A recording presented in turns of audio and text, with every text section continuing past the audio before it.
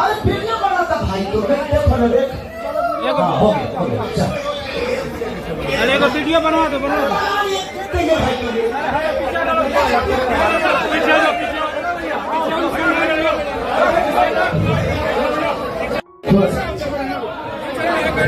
श्वेता इधर आ।